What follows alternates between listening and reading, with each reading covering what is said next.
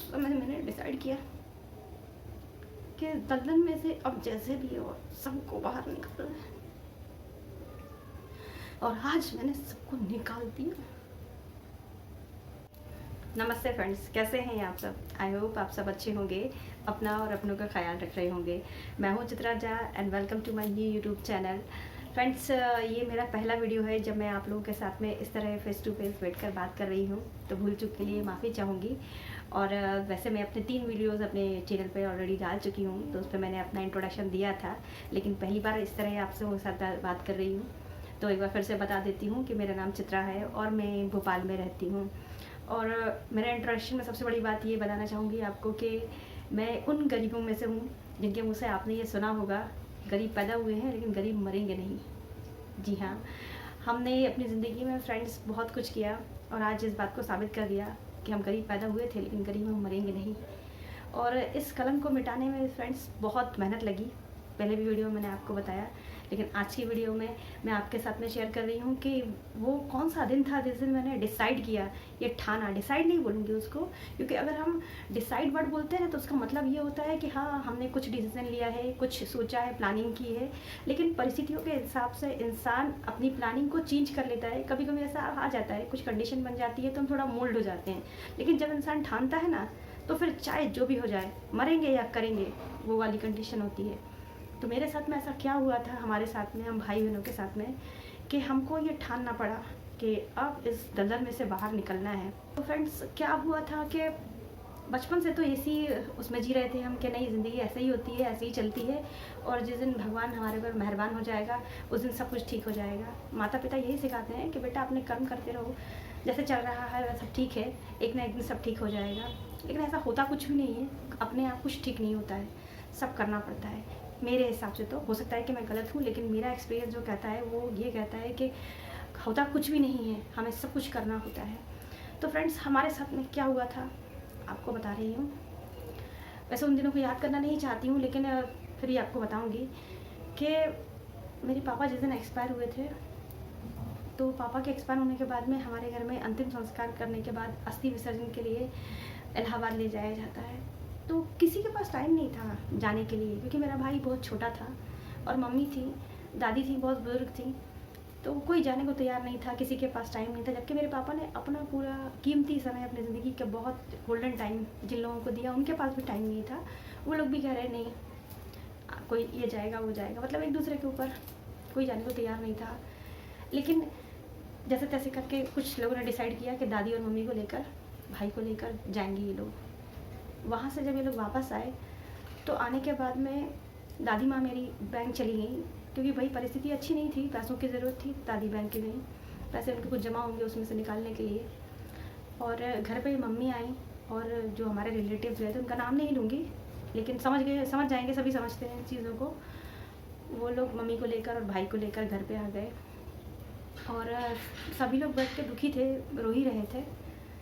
और जो हमारे ख़ास रिश्तेदार थे उन्होंने एक लिखा कुछ, और लिख करके मेरे भाई के हाथ में दे दिया, और वो चिट मम्मी के पास चली गई। भाई मम्मी को दे आया, क्योंकि भाई उस टाइम बहुत आवाज़ था, बहुत छोटा सा था वो, उसे कुछ समझ नहीं आया, वो देकर आ गया।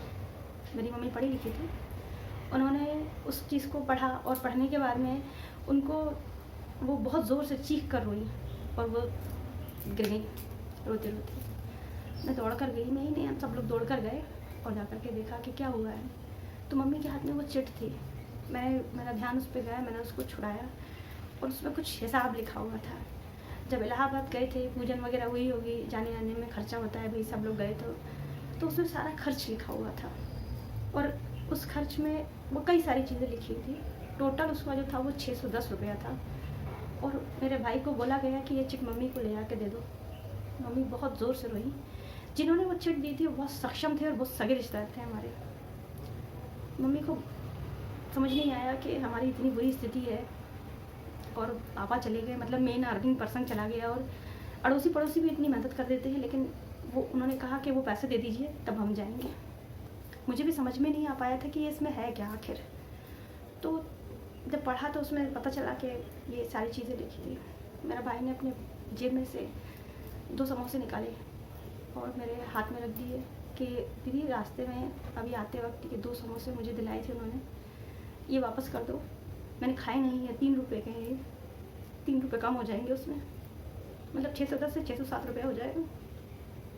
वो दिल पे लगा कि मतलब हम 3 रुपये की औकात नहीं रखते हैं। लेकिन उस समय रुका नहीं, फिर भी आगे बढ़े। हमारे मकान मालिक ने हमको मना किया तेरवी करने के लिए कि हमारे यहाँ सब कभी नहीं हुआ है, हमारा घर नया है, हमको तेरवी नहीं करने दी उन्होंने। लेकिन हमने ज़बरदस्ती की, क्योंकि वो तो एक रिवाज होता है, करना ही पड़ता है, हमने किया। लेकिन मकान मालिक ने बहुत हमारे संग में अच्छा व्यवहार नहीं किया, हमको मजबूरी में तेरवी के दूसरे दिन घर खाली करना पड़ा।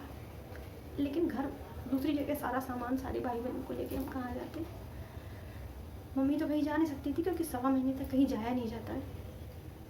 सब लोग चले गए, हम भाई बहन पूरे मोहल्ले में घूमे, कहीं घर मिल जाए, लेकिन कोई देने को तैयार नहीं था। इतने सारे भाई बहनों, कोई कमाने वाला नहीं है, अभी तो 1.25 महीना नहीं हुआ, मतलब कई सारे बहाने थे। पूरा मोहल्ला हमारा मजाक उड़ा रहा था। लेकिन छोटी बहन की कोई फ्रेंड थी, वो लोग जिस मकान में रहते थे वो खाली था, उन्होंने नया घर ले लिया था, तो वो घर खाली था। उसका पता किया, वो घर मिल गया है हमको। बहुत महंगा था, हम 400-450 रुपये के कमरे में रहा करते थे, वो 900 रुपये का उसका किराया था। लेकिन उस टाइम कुछ और समझ नहीं आया, हमने उस घर में सामान शिफ्ट किया, अपने सर पे रख के अपने हाथों से ही हम अपने घर का सामान लेके गए। पूरा मोहल्ला हमारा मजाक उड़ा रहा था, बहुत बुरा लग रहा था उस वक्त। उस समय मैंने डिसाइड किया कि दलदल में से अब जैसे भी हो सबको बाहर निकालना है, और आज मैंने सबको निकाल दिया, सबको झुकाना तो नहीं बोलूँगी, लेकिन साबित कर दिया। फ्रेंड्स, जीवन में सीखा मैंने कि पैसा सब कुछ तो नहीं होता, लेकिन बहुत कुछ होता है, और उसके लिए इंसान की वैल्यू ख़त्म हो जाती है।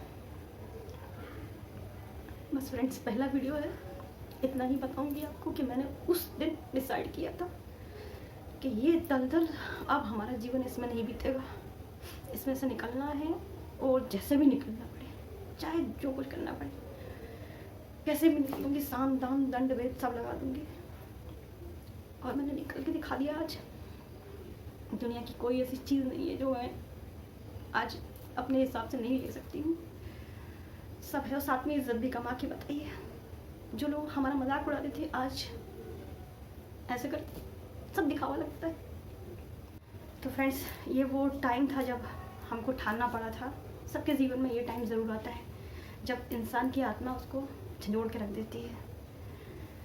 बस अगली वीडियो में आप लोगों के साथ में शेयर करूँगी कि मेरा पहला स्टेप क्या था, वहाँ से निकलने के लिए मैंने क्या कुछ किया, क्या क्या अड़चनें आई, क्या क्या समस्याएं आई। अगली वीडियो में आपके साथ। खैर, बोलने के लिए तो नहीं है कि वीडियो को लाइक कीजिए, ऐसा कुछ नहीं बताया आपको कि आप उसे लाइक करें।